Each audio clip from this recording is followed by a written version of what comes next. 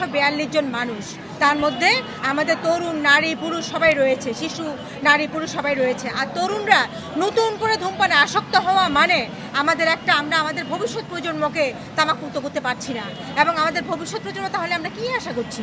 যদি ওরা তামাকেই আসক্ত হয়ে পড়ে, তামাকে আসক্ত হয়ে যদি অকালে ওরা মৃত্যুবরণ করে, তাহলে আমাদের দেশে তাদের কাছ থেকে কী পাবে? হ্যাঁ, আমাদের সংগঠনের উদ্দেশ্য হচ্ছে তামাক নিয়ন্ত্রণ যে আইনটি রয়েছে এটি আরও শক্তিশালী করা একান্ত জরুরি।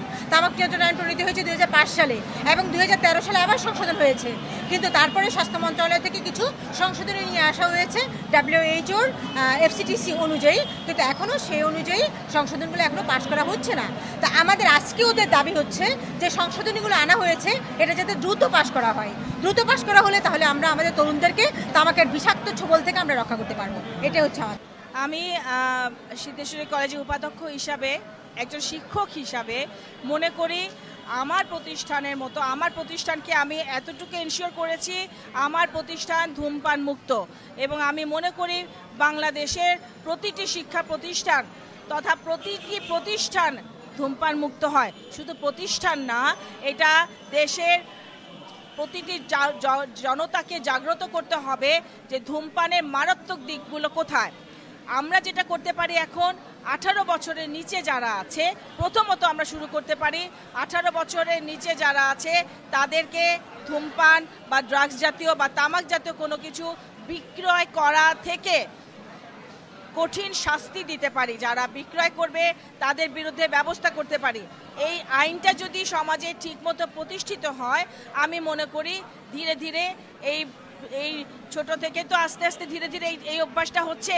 18 বছর বা 12 বছর বা 9 বছর যেভাবেই হোক, এই সতর্কতাটা সবার মধ্যে থাকা উচিত।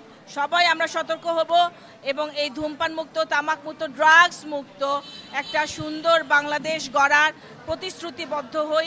আমরা শিক্ষক, আমরা এগিয়ে আসব। আমাদেরকে গভর্নমেন্টরা যদি আমরা গভর্নমেন্টকে সম্পূর্ণ সহযোগিতা করব এই ব্যাপারে। একটা শিক্ষক বলে না, একটা শিক্ষক হচ্ছে সমাজ গড়ার কারিগর, মানুষ গড়ার কারিগর।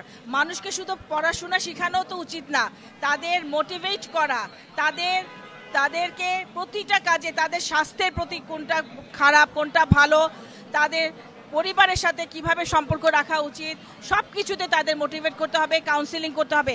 ধূমপানটা কিন্তু একটা অ্যাডিকশান।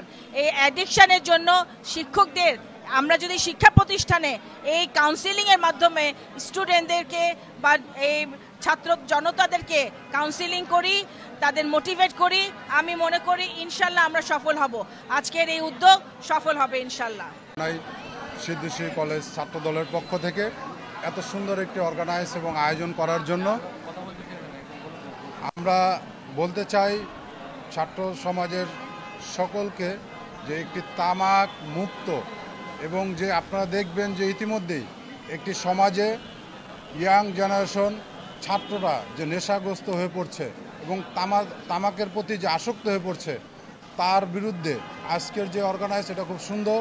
এবং আমরা এই ক্যাম্পাসটা আপনারা জানেন যে তামাক মুক্ত, ধূমপান মুক্ত, এবং এই ক্যাম্পাসে আমরা ছাত্রদল প্রতিনিয়তই আমরা প্রচার করতেছি যে এই যে আপনারা জানেন যে কিশোর গ্যাং এবং যে যারা নেশাগ্রস্ত হয়ে যাচ্ছে তার বিরুদ্ধে আমরা সবসময় প্রতিটা ছাত্রছাত্রীদেরকে খেলাধুলায় আসক্ত করার জন্য, খেলাধুলায় ফিরে আনার জন্য ছাত্রদল সবসময় কাজ করতেছে। আমরা চাই আগামী দিনেও এই ছাত্র সমাজ সে আগের মতো খেলাধুলার পরিবেশে ফিরে আসবে এবং মনন চর্চায় ফিরে আসবে, তাতে করে তামাক থেকে তারা দূরে থাকবে এবং কিশোর গ্যাং থেকে দূরে থাকবে। এই আহ্বান এই কলেজের এবং সাধারণ ছাত্রদের প্রতি ছাত্রদলের পক্ষ থেকে রইল।